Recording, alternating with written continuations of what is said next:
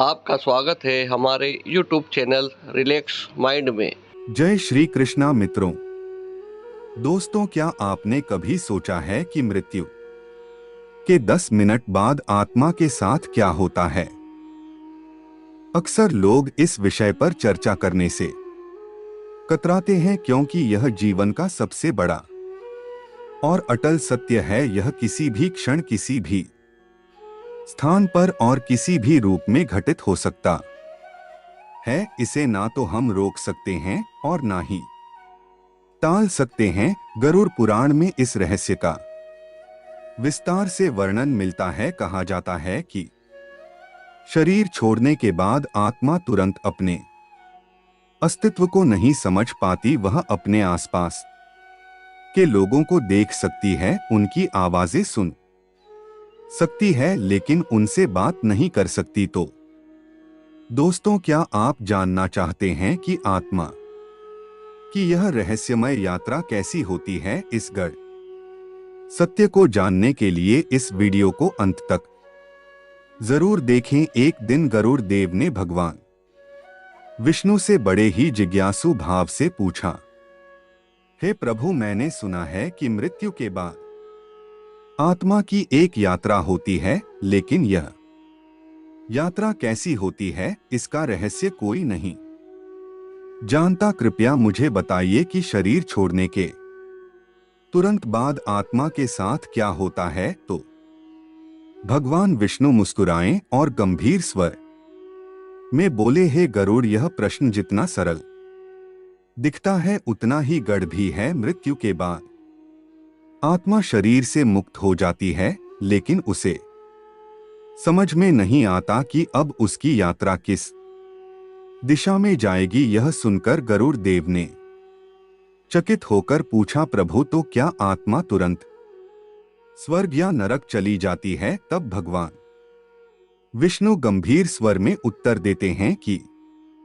नहीं गरुड़, मृत्यु के कुछ क्षणों तक आत्मा अपने मृत शरीर के पास ही रहती है। वह अपनी मृत्यु के दृश्य को देखती है, अपने प्रियजनों को रोते बिलखते सुनती है, लेकिन वह उनसे बात नहीं कर सकती। यह स्थिति कुछ समय तक बनी रहती है और फिर उसके कर्मों के अनुसार देवदूत या यमदूत उसे अपनी यात्रा पर ले जाते हैं। भगवान विष्णु ने फिर कहा, हे गरुड़, शरीर छोड़ने के बाद आत्मा के साथ क्या होता है, इसका रहस्य मैं तुम्हें आज एक कथा के रूप में सुनाऊंगा, ताकि तुम और तुम्हारे सभी शिष्य इसे समझ सके। उसके बाद भगवान विष्णु ने कहा, यह कहानी एक समय की है। एक छोटे से गांव में एक वृद्ध व्यक्ति रहते थे जिनका नाम राम नारायण था। वो जीवन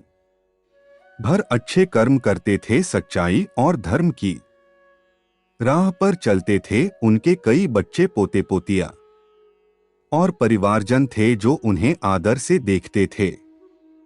एक दिन जब वह अपनी शाम की पूजा समाप्त कर रहे थे, तब अचानक उनका शरीर कमजोर पड़ गया और तभी उन्होंने अंतिम सांस ली। उस रात उनका पूरा परिवार शोक में डूब गया, लेकिन उसी क्षण राम नारायण जी की आत्मा अपने शरीर से बाहर आ चुकी थी। राम नारायण जी ने जब अपने शरीर को निर्जीव पड़ा देखा तो उनकी आत्मा घबरा गई। तब उनके मन में अजीब से विचार आने लगे कि क्या मैं सचमुच मर चुका हूं? मैं तो यहां खड़ा हूं, लेकिन कोई मुझे देख क्यों नहीं रहा? तब उन्होंने देखा कि उनके परिवारजन उनकी निर्जीव देह के पास विलाप कर रहे हैं। वह अपनी पत्नी और बच्चों के आंसू देख सकते थे, लेकिन कुछ कर नहीं सकते थे। वह आवाजें सुन सकते थे, लेकिन बोल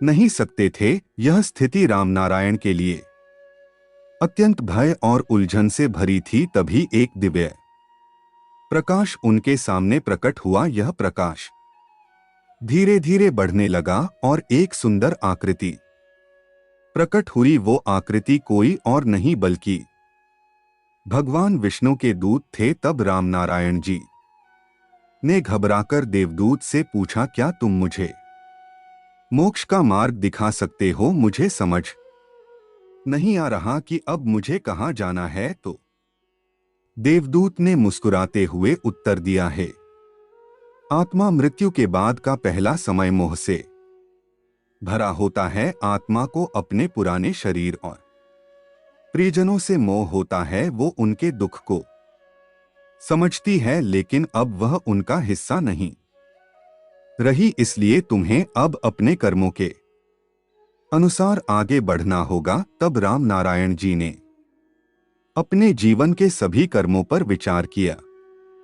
उन्हें याद आया कि उन्होंने सदा धर्म का पालन किया था। तब उस देवदूत ने कहा है, आत्मा तुम्हारे अच्छे कर्मों के कारण तुम्हें स्वर्ग की ओर ले जाया जाएगा, जहां सुख और शांति तुम्हारी प्रतीक्षा कर रही है। देवदूत की यह बात सुनकर रामनारायण जी ने एक और प्रश्न किया है, देवदूत, तो जो लोग बुरे कर्म करते हैं उनका क्या होता है? तो देवदूत ने उत्तर दिया, जो लोग लोभ मोह और पाप में लिप्त होते हैं उनकी आत्मा बेचैन रहती है। उन्हें मृत्यु का एहसास ही नहीं होता और वे अपने शरीर में वापस लौटने की कोशिश करते हैं, लेकिन यह संभव नहीं होता।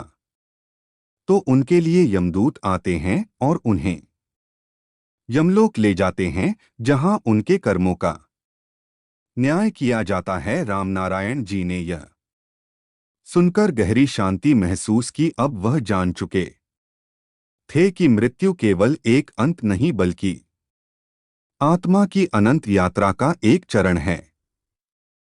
उन्होंने महसूस किया कि जीवन में किए गए कर्म ही आत्मा के अगले गंतव्य का निर्धारण करते हैं। अच्छे कर्म आत्मा को शांति और मुक्ति की ओर ले जाते हैं, जबकि पापमय जीवन आत्मा को अंधकार और कष्टों की ओर धकेल देता है। रामनारायण की आत्मा अब हल्का महसूस कर रही थी। उनके सामने एक दिव्य प्रकाश प्रकट हुआ, जो पहले मंद था लेकिन धीरे धीरे तेज होता चला गया। इस प्रकाश के भीतर से एक दिव्य आकृति प्रकट हुई, जो कि एक दिव्य देवदूत थे। उनके वस्त्र उज्ज्वल स्वर्ण के समान चमक रहे थे और उनका चेहरा तेज से दमक रहा था। उन्होंने रामनारायण जी को स्नेहपूर्वक देखा और मधुर वाणी में कहा, है पुण्यात्मा, तुम्हारे जीवन के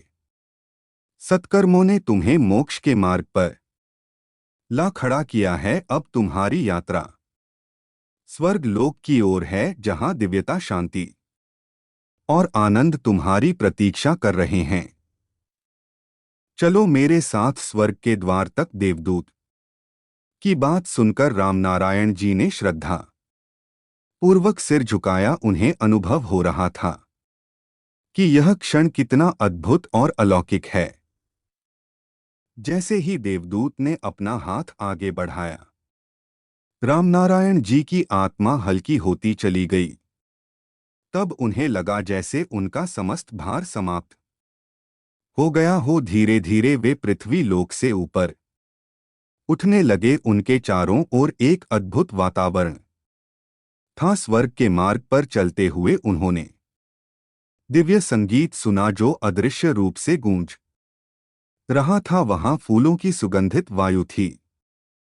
मंद मंद प्रकाश हर दिशा में फैला हुआ था और एक अद्भुत आनंद का अनुभव हो रहा था। रामनारायण के लिए यह सब किसी स्वप्न की भांति प्रतीत हो रहा था, लेकिन यह स्वप्न नहीं था, यह आत्मा की वास्तविक यात्रा थी।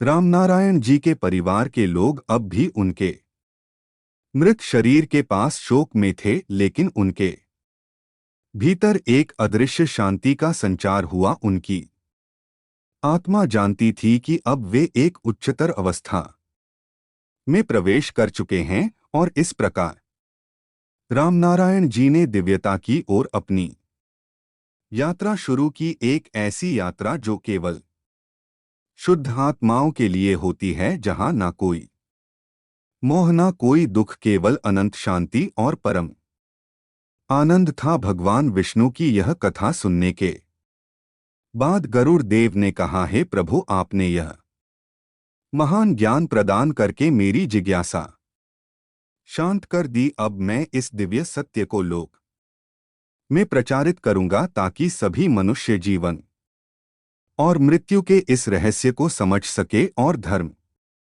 के मार्ग पर चल सके। तब भगवान विष्णु मुस्कुराए और बोले, हे गरुड़, यही सत्य है।